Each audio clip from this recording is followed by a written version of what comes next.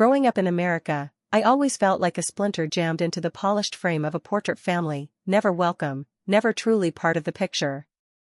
Our stately home in Bridgehaven, Vermont, was the sort of place realtors would die to photograph: towering columns, pristine hedges trimmed with the precision of scalpels, and a front lawn that whispered wealth. It looked like a sanctuary from the outside. But inside, it was a mausoleum of pretense and long-buried bitterness. Kindness didn't live there, it hovered like a myth no one dared to believe in. I spent most of my childhood orbiting the periphery, watching, listening, swallowing every sharp word, every frozen silence, until they calcified in my throat. My father, Stephen, was a man who mistook control for love and applause for worth. My mother, Rebecca, hid behind strings of pearls and silence so sharp it could slice flesh. And Edward, my brother, learned early that disappearing was safer than standing up. He became a master of passive survival, a ghost that smiled. That night, their anniversary, their carefully orchestrated charade of unity, was meant to be a celebration. A rewriting of our history, they said. A performance in redemption. But the stage had long been stained. I knew better than to believe in miracles born of champagne toasts and hollow speeches.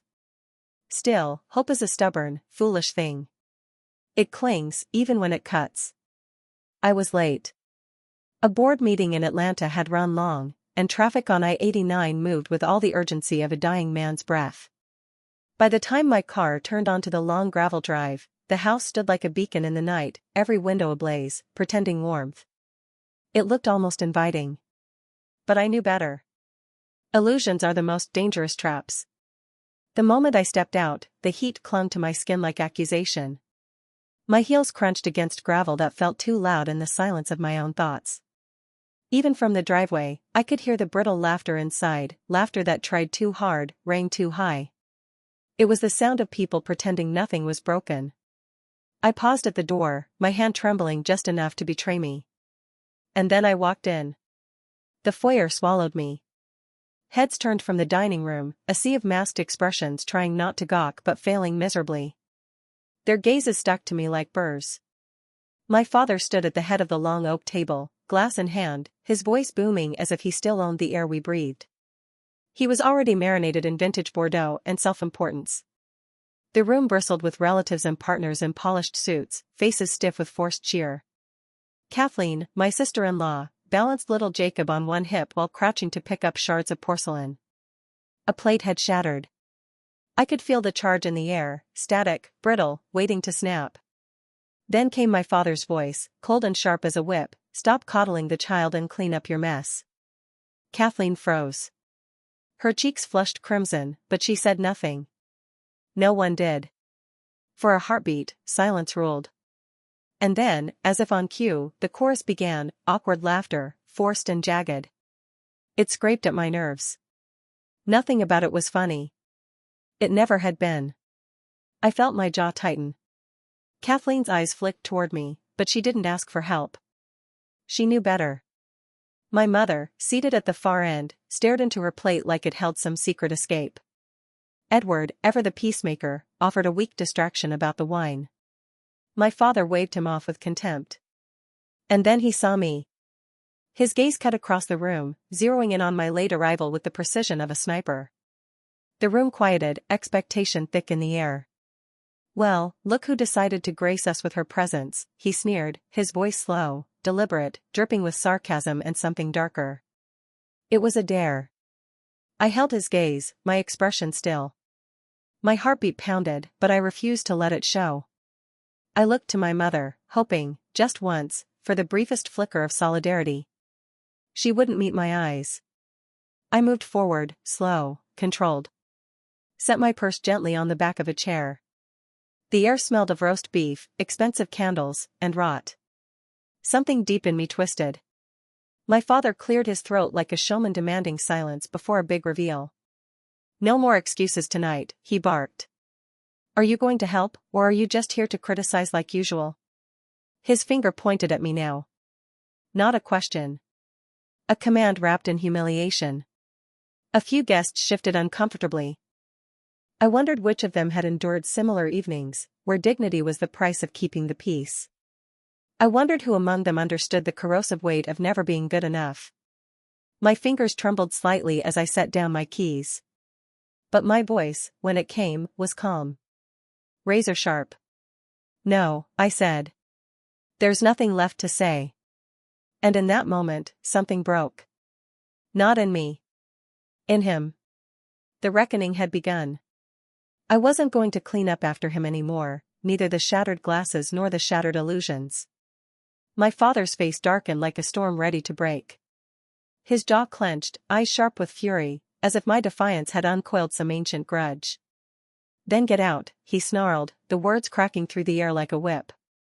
His voice thundered through the manor, crashing against the stairwells and trembling the chandelier. Silence fell like ash. I stood still, absorbing it all. The silence. The fear. The festering history. My mother's eyes never rose.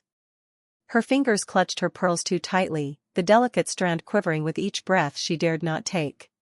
Edward met my gaze, his face pale with something unspoken, guilt, perhaps, or regret. Maybe both. For a heartbeat, I glimpsed it in his eyes, a pain that looked a lot like mine, raw and long suppressed. Kathleen was on the floor, knees tucked beneath her, Jacob clinging to her waist, both of them too young to understand, too exposed to forget. Her tears hadn't fallen yet, but they would. I didn't say a word.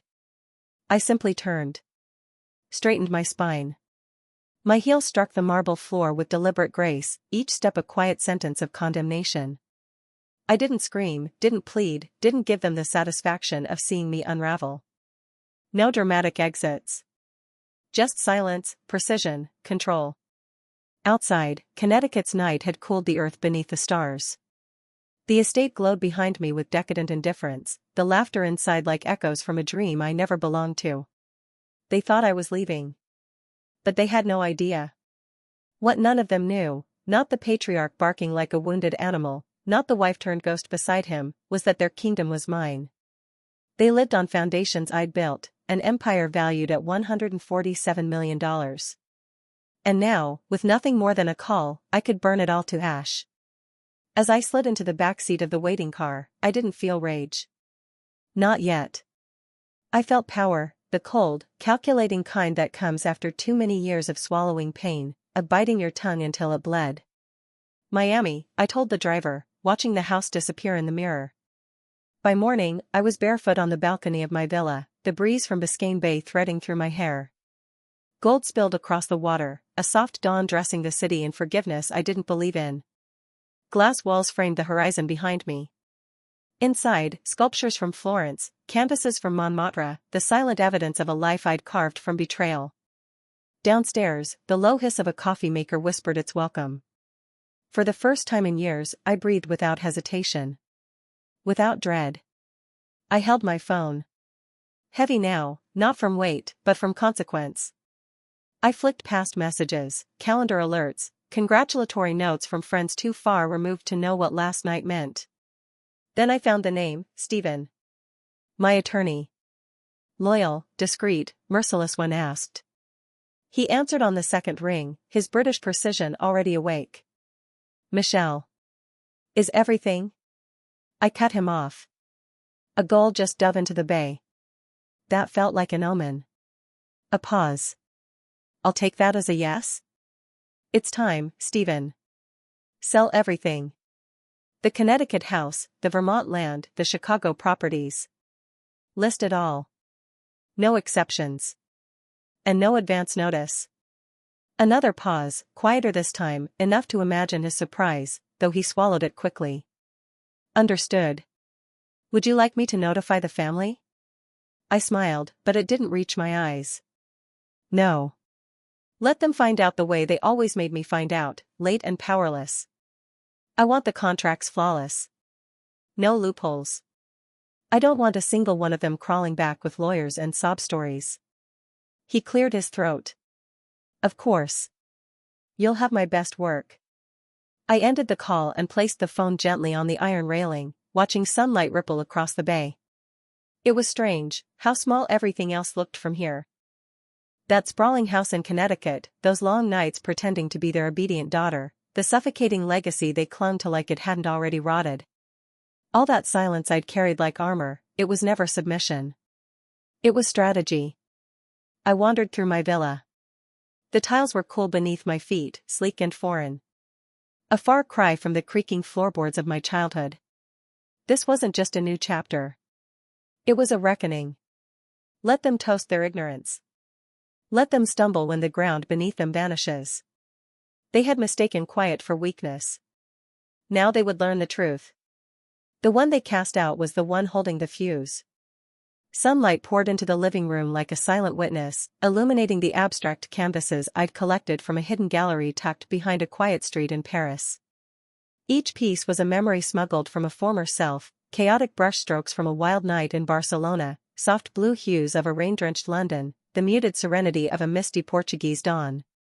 These walls, lined with glass, brushed with a European hand, breathed in a way the Connecticut house never had.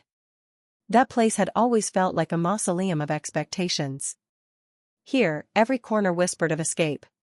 I paused at the dining table, my fingers brushing the rim of the crystal bowl at its center. It had belonged to my grandmother, a woman forged from silence and steel. She'd survived wars, of the world, and of the home. I often wondered if she'd recognize me now, if she'd understand the path I'd chosen. Would she see the cutting of ties as betrayal, or as the quiet birth of personal justice? By noon, the past began its slow crawl back. Edward called first. I let it ring. I could practically see him pacing the hallway of that sprawling house, voice tight with confusion, maybe shame. I didn't need to hear his half-formed apologies or well-worn excuses. That era had ended the moment I walked out. Next came my mother. A voicemail. Her voice was soft, rehearsed, too fragile to be genuine. Michelle, darling. I hope you got home safely. We missed you after you left last night. Your father was just, well, he was upset. Please call me when you can. I pressed delete without hesitation. I couldn't afford the weight of her performance, not now. Then my father called. No voicemail. No words. Just the silence of wounded pride. I pictured him in his study, pacing under those antique oil paintings, raging at staff, demanding explanations, trying to reclaim control. And for the first time, I didn't care. I turned off my phone. No vibrations, no guilt. Just sun and sea and solitude. I stepped out onto the pool deck, the Miami sky stretched endlessly above, broken only by the occasional whisper of cloud. Dropping my robe onto the chaise, I slid into the water, the cold embracing me like a promise whispered in another language. Each stroke through the turquoise stillness was a ritual, a shedding. The false smiles. The quiet dinners laced with resentment. The invisible ledger of sacrifices they expected me to keep. I floated on my back, letting the sun press kisses onto my face, eyes closed to the past and wide open to the future. Freedom didn't taste like champagne or glitter like diamonds. It was quieter than that. It lived in choice. In distance. In the space between obligation and desire. The fortune I had built, it was never about wealth. It was a weapon. A shield. A way out. Now, I could spend my mornings nurturing things that mattered. I could fund scholarships for fierce, bright girls no one else believed in. I could curate galleries, launch artist residencies, and buy myself long afternoons filled with nothing but time. Later, I wandered barefoot through the gardens. Palm fronds rustled like an old song, and in that soft music, I heard all the voices I had once obeyed: be quieter, be sweeter, be smaller. They belonged to ghosts. And ghosts don't get to make rules. That afternoon, I poured myself a glass of iced tea and watched the city pulse with heat and rhythm. Miami shimmered on the horizon, alive, unapologetic, ever-changing. Here, no one cared about the bloodlines I'd abandoned. No one whispered behind manicured hands or judged the choices I'd made. Here, I wasn't a daughter, or an heir, or a symbol. I was just Michelle. A woman who had walked through fire and come out dressed in light. I knew the storm I'd unleashed. The emails would come. The furious voicemails. The demands. The betrayals would multiply as they tried to salvage what they never deserved. Let them rage. Let them reach for something I'd already burned to ash. For now, silence wrapped around me like silk. It wasn't emptiness, it was clarity. Miami had become more than a refuge. It was rebirth. And though the paperwork moved swiftly, courtesy of Stephen's meticulous mind, some debris from the past still floated in the air. Emotional residue, like smoke that clung to your clothes long after the fire had gone out. But I didn't run from it. I let it settle. Let it sting. Because revenge doesn't always roar. Sometimes, it breathes quietly in a villa by the sea, waiting. In the early hush of morning, when the sun bled soft golden coral across Biscayne Bay, I could still feel it, the faint burn of everything I had left behind. It lingered in the quiet, in the pause between breath and purpose. And again in the evenings, when city lights scattered like broken glass across the skyline, glinting with the kind of beauty born from chaos. But the sting dulled. Slowly, like saltwater smoothing a scar. In its place came something unexpected, exhilaration. The pulse of rebirth. Those first weeks in Miami felt like learning to breathe again. I wandered South Beach's Art Deco corridors like a woman resurrected, deliberately getting lost in the saturated noise, the velvet heat, the hum of a city that demanded nothing from me but presence.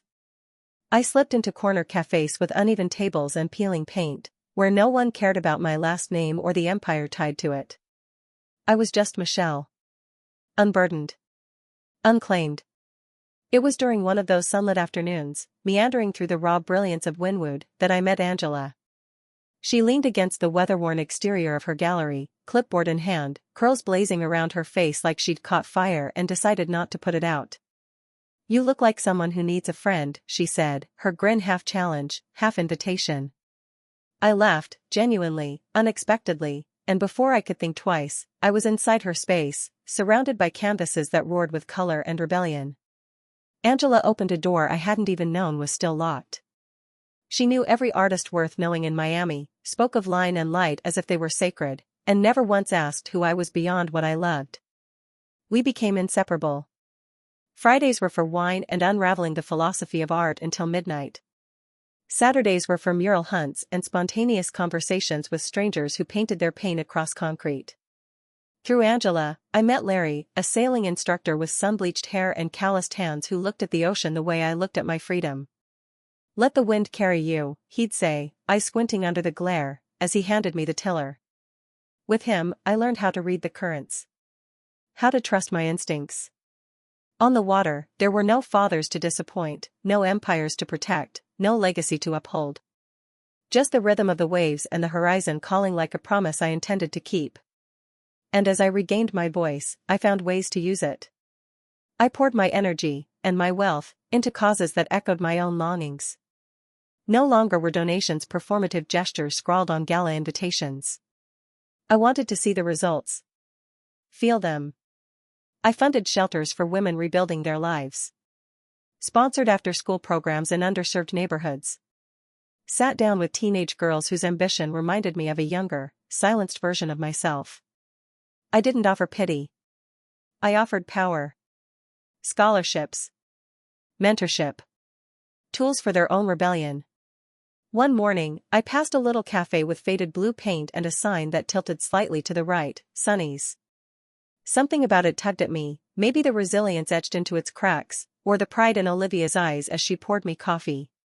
She was in her 60s, stubborn, kind, and nearly out of options. I bought the cafe.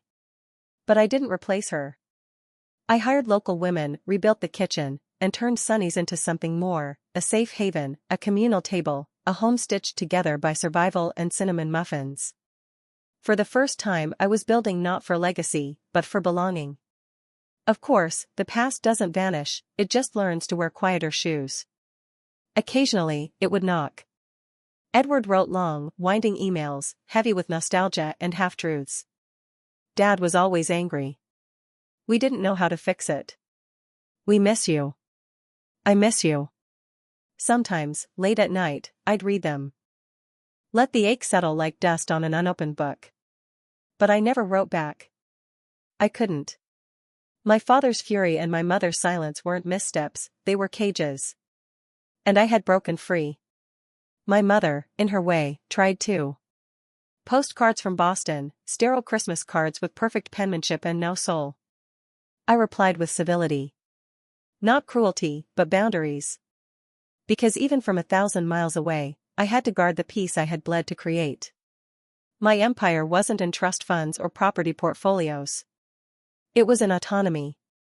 In the right to choose who remained in my orbit and who dissolved into memory. And perhaps, in the quiet vengeance of building something beautiful without them. I became relentless in my desire to master what was once kept from me. Financial spreadsheets replaced family obligations. I devoured thick volumes on investment strategy, took online courses in portfolio management, and held meetings with advisors who, for once, didn't speak down to me, but to me, as an equal. My money was no longer a symbol of inheritance. It became my weapon, my blueprint, my redemption.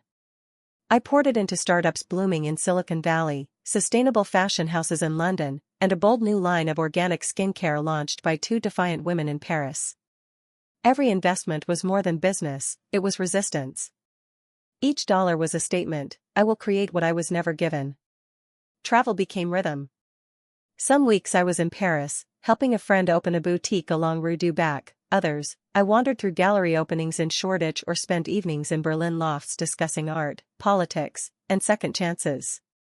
But always, I returned to Miami. To my villa perched above the bay. To Angela's wicked laugh echoing in the kitchen. To Larry's steady voice teaching me to sail deeper into freedom. To Sunny's Cafe, where Olivia now hosted open mic nights for women with stories sharp enough to cut marble. Home, I'd learned, wasn't a place etched into bloodlines or deeds. It was where you were finally allowed to belong to yourself. Some days were still and sacred. I'd spend long mornings tangled in linen sheets, sipping black coffee on the balcony, solving the crossword with a red pen and a quiet heart. It would strike me then, how far I'd come. I was no longer the silent girl who tiptoed through her family's moods, who measured her worth in her father's praise or her mother's glances. I had walked away. And then I had built something of my own. And in that truth, there was peace. Not the fleeting kind that comes from a moment of escape, but the solid, enduring kind that blooms after ruin. My days filled themselves with intention. I held hands with my community. Laughed with friends who never cared about where I came from, only where I was going. At night, I didn't dream of escape, I dreamed of expansion. Miami didn't just give me space. It gave me back to myself. A year passed. Quietly, deliberately. It had been exactly 365 days since I left the Rutherford estate. Since I'd walked out of their curated celebration, abandoning legacy for liberty. Sometimes I thought back to that night, but the memories felt distant now, like scenes from a film I'd watched too many times. I remembered the weight in my chest, the tremor in my voice I refused to let them hear. I remembered how final it had felt to close that door. And I remembered the fear. God, the fear. Of being wrong. Of being alone. Of regretting the fire I had started. But with every mile I put between us, the fear diminished. And in its place, something else took root, relief, quiet and strong. Now it was New Year's Eve. My villa pulsed with music and laughter, the kind of celebration I used to only witness from the sidelines. The terrace doors stood wide open, letting in the warm breath of the ocean. Glasses clinked, champagne flowed, and a soft breeze tangled itself in sequins and silk. I stood on the balcony with Angela and Larry flanking me, the city unfolding before us in glittering threads. The first fireworks bloomed above Biscayne Bay, golden bursts against a velvet sky. Angela turned to me, her smile wild and warm. "Can you believe it?" she asked, lifting her glass toward the heavens. "1 year ago, you were running. And now look at you." Larry leaned on the railing beside me, eyes on the water. "You didn't just leave a life, Michelle. You built a new one. I hope you know how proud we are of you." I didn't deflect. I didn't shrink. I smiled. And for the first time, it wasn't the kind of smile that masks discomfort or smooths the edge of conflict. It was real, born from clarity and triumph. "I am proud," I said. The words landed softly, but they echoed like thunder inside me. "And I'm grateful. For this city. For both of you. For everything I've made from the ashes." Midnight approached, and with it came a flood of memories, uninvited but no longer feared. I thought of the girl who had walked away from Connecticut in high heels and silence. Who had risked everything without knowing what she'd gain. Who had chosen herself, even when it felt like betrayal. And I saw her clearly. Not as someone I missed. But as someone I honored, because she had been brave enough to burn it all down. Exactly. It wasn't my family I had clung to all those years, it was the idea of them. The fragile, flickering hope that maybe, someday, they would see me. Accept me. Love me for who I was, not who they needed me to be. But some loves are bankrupt from the start. Selling the properties had been cleaner than I expected. Stephen managed it all with the sharp precision of a scalpel, surgical, discreet. First went the Connecticut house, with its hollow echoes and cold dining room conversations. Then the farm in Vermont, where nothing ever grew but distance. And finally, the glass towers in Chicago, monuments to a legacy I no longer carried. Each transaction was a closing door. A carefully signed farewell. My family reacted like they always had, with fury disguised as concern, silence wrapped in guilt. My father left blistering voicemails, each one demanding answers he wasn't ready to hear. My mother sent long, meandering letters, at first laced with subtle manipulation, later tinged with resignation. Edward tried to stand in the middle, as always. But even he saw the inevitable truth, I was no longer orbiting their world. I had built my own gravity. They scattered, retreating into smaller homes, diminished lives, forced to reckon with the reflection in their own mirrors. Contact became ritual, a call for a birthday, a polite holiday message. Nothing more. The illusion of closeness dissolved, and in its absence, something better emerged, honesty. I didn't grieve the loss. I celebrated the clarity. Miami had become more than refuge, it was foundation, home, heartbeat. I threw myself into Sunny's cafe with a devotion I'd once reserved for impossible relationships. Olivia and I expanded the menu, hung new art every month, hosted poetry readings and fundraisers. The scholarships bloomed. Letters arrived from young women blazing their own trails, studying law, launching businesses, speaking boldly into rooms where they once felt invisible. I saw myself in them. And I felt something shift. Healing, perhaps. Or justice. Angela's gallery thrived, each show more electric than the last. I never missed an opening, always standing in the back, watching her shine. And then there was Larry. Afternoons on the water blurred into evenings on the dock, his voice low, his laughter easy. We spoke in silences, in glances, in the language of two people who knew the value of space. There was no chase, no need to prove. Just an unfolding. On the bay, beneath that endless Miami sky, I learned to trust again, not just him, but myself. To read the wind. To let go. In time, that gentle companionship deepened into something more, a love that didn't demand, but witnessed. Not grand gestures, but steady presence. For the first time I felt entirely enough. Sometimes, people would ask me why I left. How I'd built my life. Whether I regretted walking away. At first, the answers caught in my throat. I wasn't sure how much to reveal. Shame, like smoke, lingers. But the more I told my story, the more I understood it wasn't shame I was carrying. It was survival. And so I told the truth. I chose happiness over history. I chose freedom over forgiveness I never received. I chose myself.